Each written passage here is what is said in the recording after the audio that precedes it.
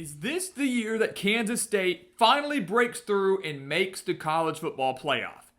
It feels like it has to be. You know the expectations are rising in Manhattan when a 9-4 season is considered disappointing. Kansas State last year started the year 7-1, but lost 3 of their final 4 games and had a massive comeback in their bowl game against Rutgers to clinch that 9-win season. Chris Klieman continues to do a phenomenal job with this program, 48-28, entering his 7th year with the Wildcats. He has won at least 8 games in every season if you take out that COVID season. I think many of us will. But last year was a season where it felt like Kansas State could have made the playoff, could have been a lot better. 3 of their 4 losses coming as a 7-point favorite or more. So games they were expected to win, they fell short, one of them being that disastrous Houston game. Still an 8-4 regular season, 9 wins plus the bowl, but with all the talent coming back, this could be the year for the Wildcats. You take a look at what they've got coming back on offense. 5 starters are back, including their veteran quarterback Avery Johnson, who threw for over 2,700 yards, 25 touchdowns, 10 interceptions. Also rushed for over 600 yards and 7 touchdowns. So he's a dangerous dual threat quarterback, but he has to improve as a passer. 25-10, not bad, but the 58.3% completion percentage is a bit of a concern. He's got to be better with his accuracy, got to be better with his decision making. The talent is absolutely there. He's very elusive. His mobility is a huge perk, but again, we've got to see him take that next step forward as a passer if Kansas State wants to take that next step forward to make the college football playoff. Their top wide receiver, Jace Brown, does return 823 yards, 5 touchdowns from last year. They also add Duran Bradley in from Boston College, where he didn't do too much, but he did have over 1,100 reception yards in 2 years with Texas Tech. So a dangerous threat there in the wide receiver core. Then they return Dylan Edwards at running back. They lose DJ Giddens. That's a big loss, but Edwards more than capable of filling that role now. Had over 500 rushing yards last year and 5 touchdowns. And let's not forget about Garrett Oakley as well at tight end, who was a second-team Big 12 selection. This team last year averaged over 30 points per game, was extremely balanced, 215 rushing yards per game, 211 passing yards per game. I would expect the rushing numbers to stay about the same with Edwards returning, with the ability of Avery Johnson to run the ball, with an offensive line that's very experienced after giving up just 13 sacks last year. I think those numbers can improve. If the passing numbers can improve and maybe slightly exceed the rushing numbers, this Kansas State offense can be even better than they were last year. The defense, typically very strong under Chris Klieman. I mean, look, if you take out that 2020 season, and I think a lot of people do put a little asterisk by that, you say 2020 didn't exist, Kansas State has never allowed more than 23.4 points per game in a season under Klieman. That's how good he's been with this program.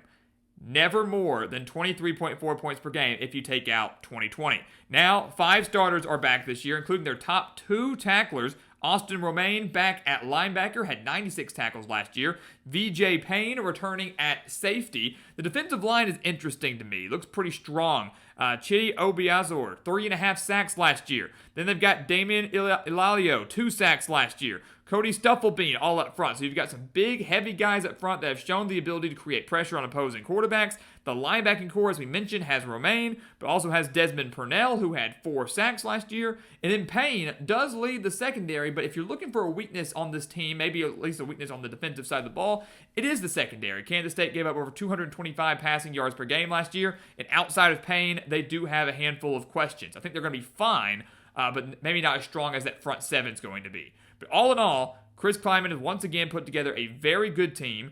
They are very talented. They face a tough schedule, but they have all the pieces there to make a run to the Big 12 championship and all the pieces there to make the college football playoff. There's 12 teams now. They can do it, but you take a look at the schedule, and I do feel for Kansas State because they've got this team that looks so good, and they basically draw all the top dogs in the Big 12. You know, they open the year against Iowa State and Ireland. They have to go to Baylor. Don't sleep on TCU. They host a very good Texas Tech team. They have to go on the road to Utah. They avoid Arizona State, which is great, but that's really about it.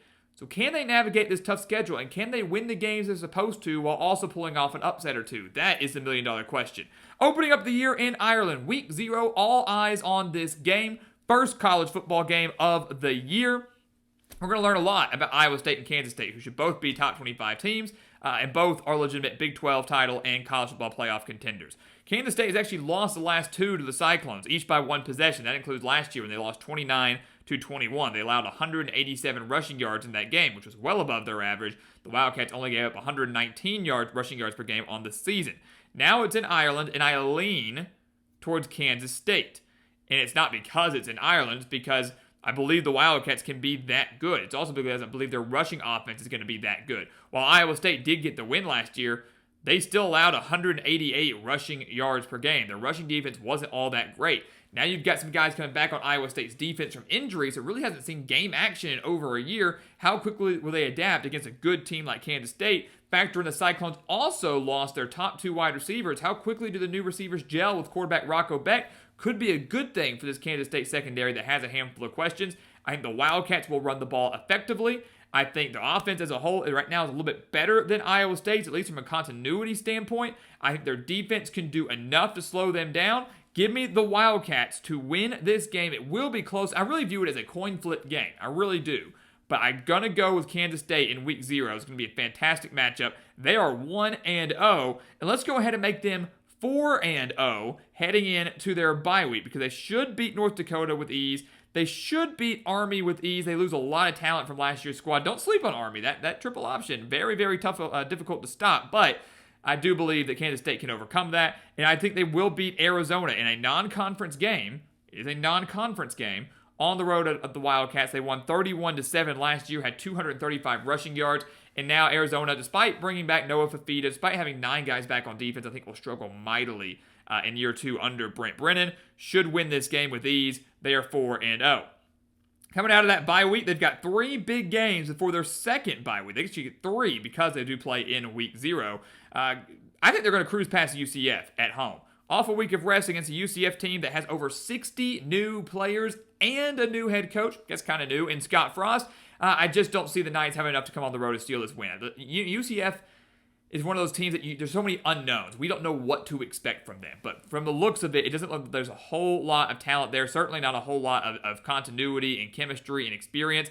I think Kansas State is the much better team, should get the win. I think UCF goes through a bit of a growing pain in Scott Frost's returns. They're 5-0. Things are looking great. Then they go on the road to Baylor, who is a dang good football team this year. I think a lot of people are sleeping on Baylor. Went 8-5 last year, got hot at the end of the year.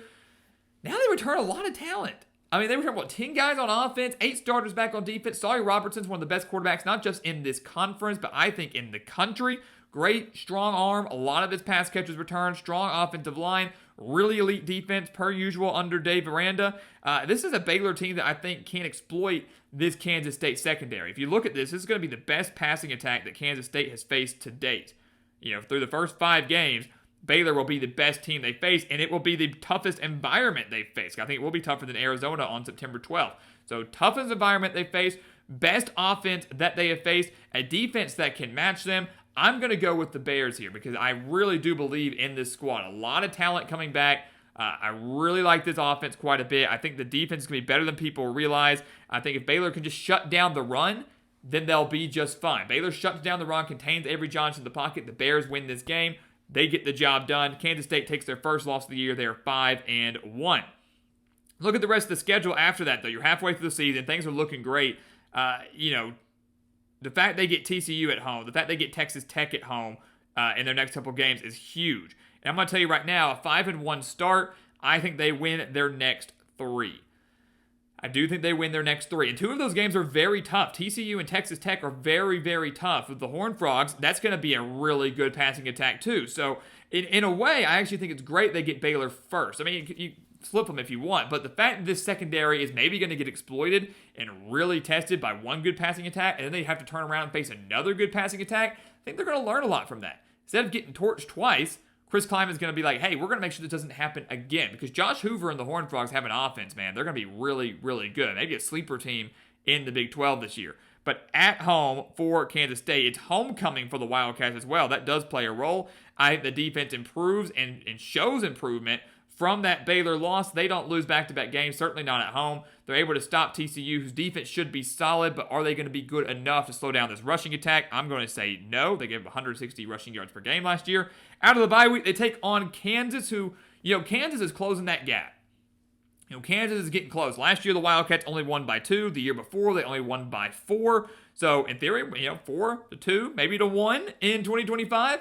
Look, Kansas State has won 16 straight in this series, and I can't pick them to lose now. I'm not going to pick them to lose now. Until Kansas can show me they can beat Kansas State, I'm not going to pick the Jayhawks. Yes, Jalen Daniels returns, but they lose a lot on defense. They lose their top 6 tacklers from last year, a defense that gave up 154 rushing yards per game. Yes, it's on the road, but the Wildcat faithful will be showing up for this one. Again, 16 straight.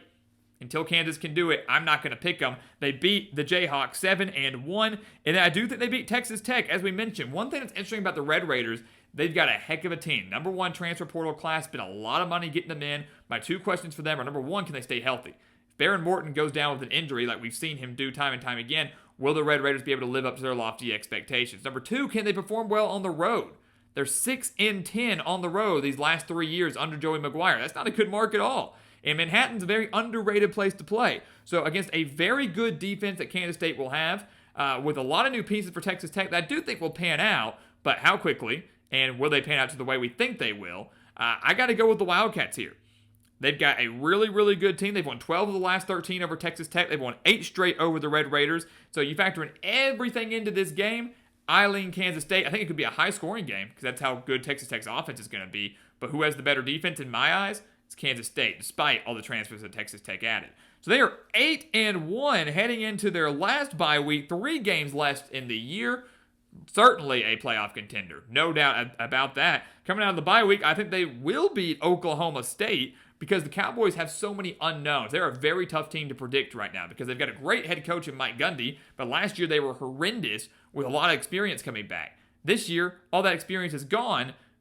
So are they going to be worse? Are they going to be about the same? It's a tough team to kind of analyze and figure out. But regardless, Kansas State is better on both sides of the ball. The only edge they don't have is home field advantage, and they can overcome that, especially off a week of rest. Last year, they torched Oklahoma State for 300 rushing yards. Don't think it's that much this year, but I do think it's over 200. They win that game, and then it sets up a massive showdown on the road at Utah. 2 Big 12 title contenders, both of which I expect to be in the hunt by November 22nd. Both could be in the playoff hunt by November 22nd. Don't let last year's failure for Utah fool you, right? The Utes struggled mightily, but every week we didn't know who was going to be at quarterback for Utah. The skill positions weren't that great. They were beat up with injuries. It was a very bad year. This year, that's all taken away. Cam Rising is gone, right? No need to worry about that anymore. Devin Dampier is in from New Mexico. Along with him is his offensive coordinator. In the first ever meeting between Utah and Kansas State, I side with the Utes. And as we know, Salt Lake City, a very difficult place to play. Utah is 92-30 at home in the last 20 years. Kyle Whittingham always has his team ready to go. And even if Utah's not in contention at this point, we know the Utes, Salt Lake City, it's a place where dreams go to die because they always typically pull off a very big win at home. I look at this game, they've got a mobile quarterback in Dampier. They've got a really, really good offensive line. I don't expect Kansas State to get much pressure on Dampier, and even if they do, he's going to be able to escape that. Per usual, a very strong defense with 7 starters back. They have held their opponents last year, or actually every year. Last 7 seasons, Utah has held their opponents to under 120 rushing yards per game in 6 of them. They've played very well against the run, meaning Avery Johnson might have to win this game on the road through the air. I can't see it happening. They lose the game to Utah. They're 9-2, but they bounce back with a senior day win over Colorado. They won 31-28 on the road last year, an absolute thriller. But now Colorado loses a lot, as we know. It is back at home. Kansas State's back's against the wall. You lose this, no playoff hopes at all. You win, you keep those hopes alive. They get the job done. 10-2 for the Wildcats. 10-2 for the Wildcats. A great bounce back year. 8-4 in the regular season last year. 10-2 this year, but they do take 2 conference losses. The Big 12 is wide open this season. Baylor, in no order, Baylor, Iowa State, Utah, Kansas State, Texas Tech, Arizona State. So many elite teams that could challenge for a Big 12 title. Only 2 of them can play for that championship. Only a handful, maybe 3 at the max, if that, can get into the college football playoff, or we would expect to get into the college football playoff. So this is a very deep conference, one where I think any team can beat any team on any given day. The Wildcats find a way to navigate this schedule, get to 10-2, and will await their fate. Can that be good enough to get to the Big 12 championship? If it's not, could it still be good enough to get into the college football playoff despite not playing for a conference title? This is a really, really good football team. Neither of their losses are bad. Regardless of what happens, a fantastic bounce-back year for Chris Kleiman, a 10-win regular season, and things continuing to trend up in Manhattan. So guys, thank you so much for watching us here at the Gridiron Expert on YouTube. Please continue to like, comment, subscribe, share our videos, and check out everything down in the description below. That includes our website, thegridironexpert.com, home to those expert picks. Hurry and sign up for those picks today. Again, over on thegridironexpert.com, along with our weekly newsletters, tons of exclusive content over there to help you get through this offseason. And once again, as always, thank you so much for watching, and we'll see you next time right here on the Gridiron Expert.